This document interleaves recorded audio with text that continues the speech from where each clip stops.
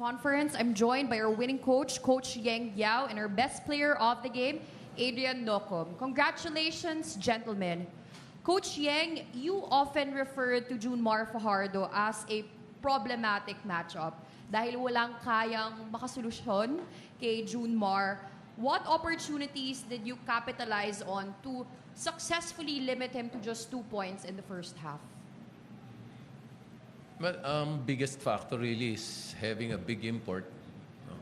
There's really no local who can match up with him physically. Even Dion Thompson had a hard time just minimizing his touches and making him less efficient around the basket. But I think that's the key. Yun ang susi talaga para talunin mo yun. Dion just did that, and he got into foul trouble because of it. But the rest of our other big guys, Bo, Keith, they tried to do their share, in trying to limit Junmar's touches.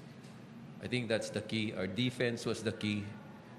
87 points lang sila for a really strong offensive team like San Miguel to limit them to, tama ba yun? 87 points? 93 points. It's really it's really the effort that we put out on defense. Kung walang malaking import, hindi kakayanin talaga. Hindi kaya ni Bo, hindi kaya ni Keith. Kailangan may scheme ka. Pag nag-scheme ka naman, na-open naman yung mga teammates niya. But sabi ko nga, it's still problematic, but it's a little less problematic if you have somebody who can match up with him. Coach, last conference rin, na-sweep kayo ng San Miguel Beermen. But today, you were successfully able to emerge victorious.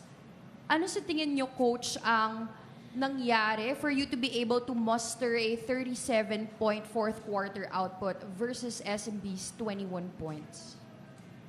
Yun nga, pinaalala mo pa sa akin, masakit maalala yung na-sweep kami, pero kahit papaano, nakabawi kami ngayon. Gusto na namin sanang kalimutan yun no? Pero pinaalala mo pa, salamat na lang.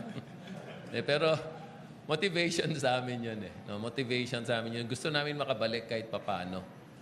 And yung 37-point fourth quarter is really the pace that we play. No? Medyo I keep pushing the boys. Our only chance against San Miguel is to play fast. Pagka nakipag half-court game ka sa kanila, wala kang chance manalo. No?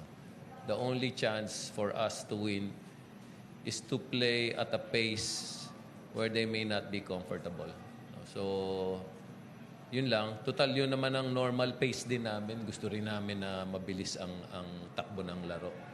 And I think that works for us. That's the reason we got the 37 points sa fourth quarter. Thank you, Coach Yang. Now, Adrian, palitan ng puntos ang nangyari for the most part of the game. Pero lumayo kayo in the fourth quarter. What inspired you to take charge to make sure na hindi na magkakaroon ng comeback ang San Miguel? Wala namang kaming ibang ginawa kundi yung yung basic principle na sinasabi ni Coach. Yun yung advantage namin, yung yung transition namin.